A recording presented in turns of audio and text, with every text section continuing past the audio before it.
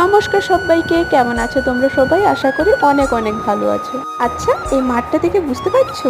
আরে সেই দিন ওই ট্রাক্টরে চষা হচ্ছিল না, এটাই তো সেই মাঠটা।